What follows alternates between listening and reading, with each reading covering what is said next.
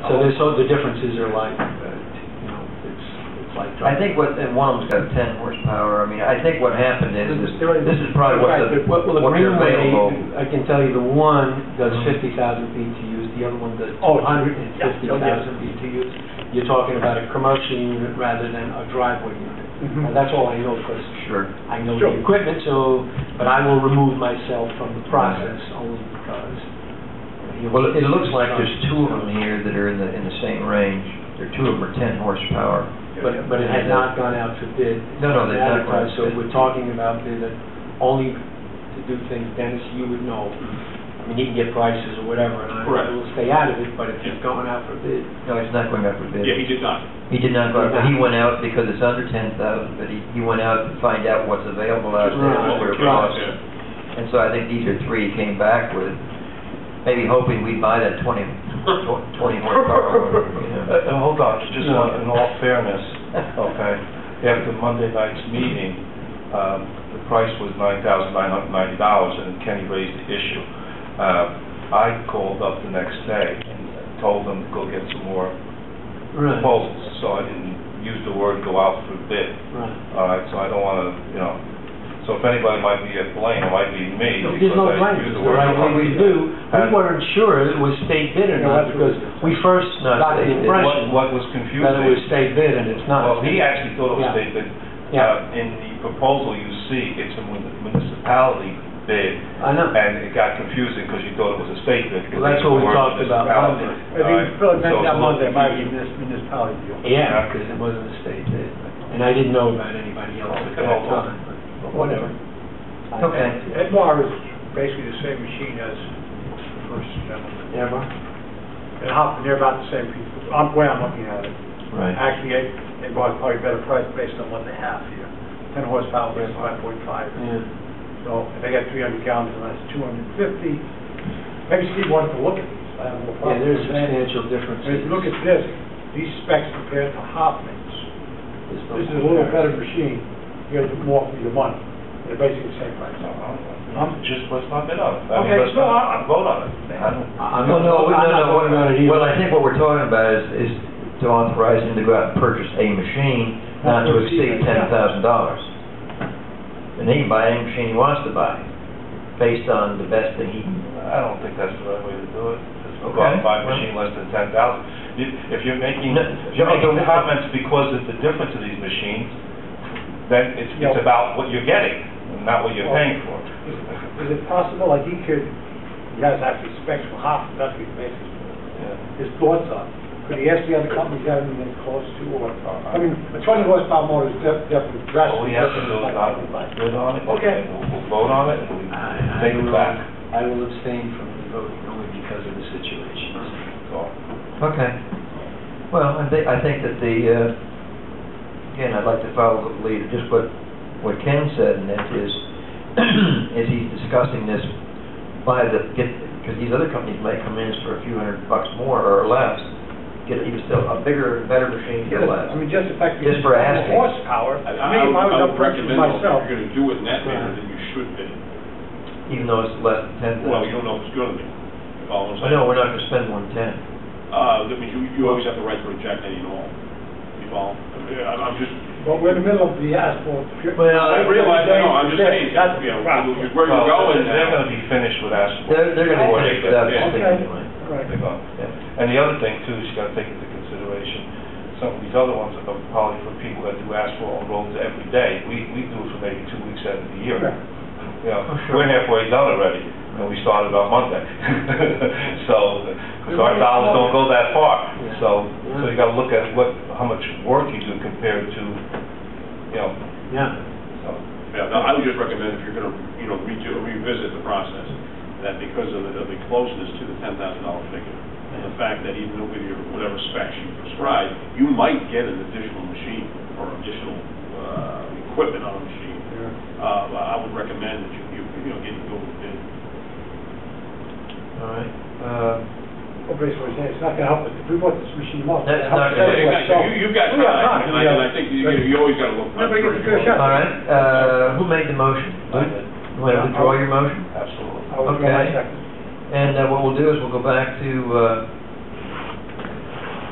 Steve, and I think what we need to do is come up with the specs. Right, it shouldn't cost anything, you should be able to do it. And go, oh yeah, we can do it, we don't need anything in this. Correct. And go out for competitive bids, and that'll be it.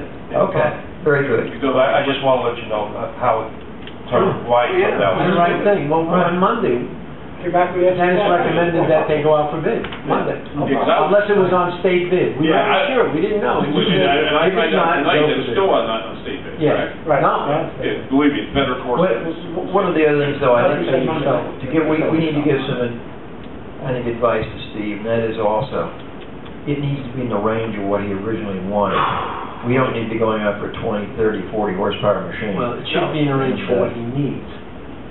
That's more important. Well, what he needs, What is needed. The homeowner's version versus. Exactly. well, I think from my own experience with these things, you don't need a dual axle machine with a 20 horsepower motor, because all you're doing is putting a very thin coat of tack coat down between layers. We're not doing miles at a time because of our limitations with our own machining, so. Again, you would always have the right to reject any. Sure. Well, he needs, I mean, if he has a question about it, he ought to talk to Sean or someone and get some other ideas, but I don't want to give him the license to steal, so he comes back, we need this $40,000 Also, machine. your perspective. You got it. I understand. We're together. All right. The next item, The PPA, memorandum. yeah, that's where I'm going. Okay. I did hear from Mr. Salfaro and Officer Edwards. Officer Edwards is the president of our local PBA union, and he would like to sit down with me, and we'll both sign the memorandum of agreement. We'll still have to come back to both his group of officers and to the board for our final review and signing off on it. But he would like to do that, and so I can meet him Saturday morning to sign. He'll sign, and I'll sign, and bring it back, but I do need your authorization to sign the PBA memorandum. Has Judy looked at this? Yes, and so has Bill, and they said fine. I got an email from her said. Well, I mean, between you and I, it's a matter of trust. I'm not sure what you'll be signing and what she has seen. Well, here's I've been dealing with this fella, so I don't. Okay, well, here's what it is. Well, let me share you what. Strictly a matter of trust. Well, let me share with you what the memorandum agreement is it's basically a precursor to signing the agreement. Yeah. And if we look at the agreement, and it's not in the general area of what the MOA was or what we agreed to, then we don't sign it. First of all, I don't like the word general. It has to be exact. Well, what we do is, our attorney looks at every word in the current agreement, and she'll look at the new one and verify that there's nothing slipped in or forgotten in it, word by word. Does she have the memorandum? Did she send you the memorandum? Not for any other reason, but if she sent it to you and said, yeah, this is what I see, that you can sign it, then you sign it. If not, if he's bringing you the memorandum agreement and saying, this is what Judy looked at, this is what everybody agreed upon, Okay. and when you sign the memorandum agreement, that's a basic memorandum. So, I mean, you don't think Important basis of structure. Absolutely. Well, depending on how. Well, I'll tell you what, are you available at 8 o'clock Saturday morning? Because I'll tell you, you and I can go through it, he'll have it. You were there for the last part of the negotiations. I just need to make sure that... Phil's point well taken. I do, I agree with it. Yeah, I assume Judy has seen the actual MOA. She's seen it and said, okay, and she sent it to Bill to cost it out, and he said, okay. But I have not seen it. Oh. Okay. I'll see it for the first time on Saturday morning at 8 o'clock. But I think... Well, about that, why would you only delete one original? Why would only the police have the original? I think that's... Evidently, we did the same thing 3 or 4 years ago. He came to my office. I got agreement here to sign it. He came in with both of them. I looked through them to see if it was basically what I remembered from the negotiations, okay, and from all my notes, and I signed it, and he signed it.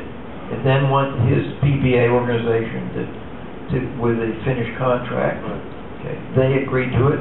we brought it in here, and what we did, Judy did then, is she went through word by word to ensure that nothing was left out or added to it relative to what we negotiated versus what's in his final contract.